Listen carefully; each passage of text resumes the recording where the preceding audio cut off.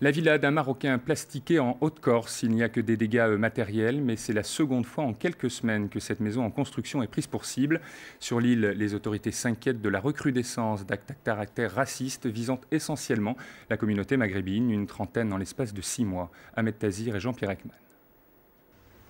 Vers 4 heures ce matin, une charge de forte puissance éventre cette villa en construction. Voilà à quoi elle ressemblait un peu plus tôt, devant un muret recouvert d'inscriptions racistes. Terre à Corse, ça veut dire terre corse, et il y avait arabe il faut, les arabes dehors. Il y a quelques jours, nous avions rencontré cet homme, c'est le propriétaire, un carreleur d'origine algérienne. Cette même villa venait de faire l'objet d'un premier attentat raté, celui-là.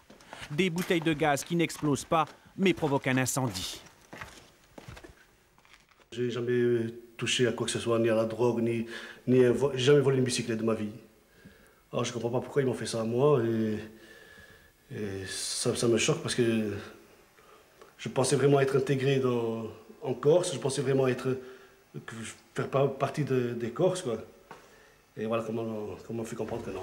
Monsieur Cherfi a décidé de quitter définitivement l'île. Plus de 30 attentats racistes depuis 6 mois. Ici, une banque marocaine. Là, une pâtisserie orientale. Des actions revendiquées par un groupuscule clandestin dans un communiqué ouvertement raciste. Nous sommes en droit de ne pas accepter ce type de population. Il est inadmissible que cette racaille s'enrichisse sur notre terre.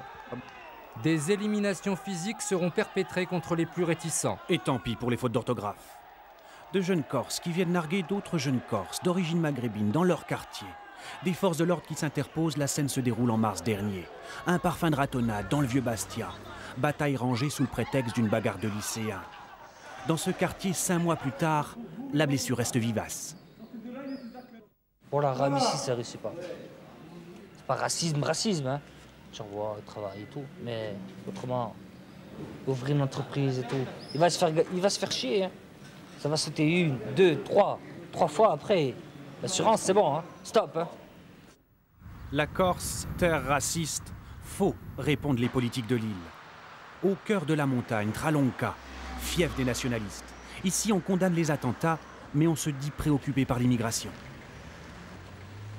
Si des communautés extérieures à la Corse continuent à arriver en masse et continuent à ne pas s'intégrer pour devenir Corse, il est évident qu'on risquerait d'avoir des problèmes graves en Corse, parce que certainement les Corses n'accepteraient pas d'être marginalisés sur leur terre. Bastia, le centre-ville. Ici, les propos xénophobes s'expriment sans complexe. Ils visent les Maghrébins qui feraient bande à part dans le quartier. Je préfère rester ici parce que si on se tourne là, vers les immeubles là, nous avons la Mecque qui est devant. Peut-être, attention. Hein. Son voisin, lui, ne conçoit pas l'idée même du mariage mixte.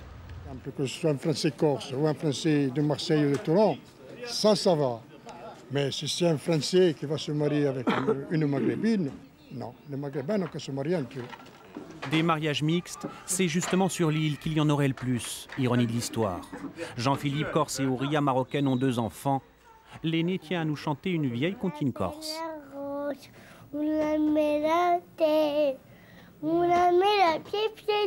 En guise de clin d'œil.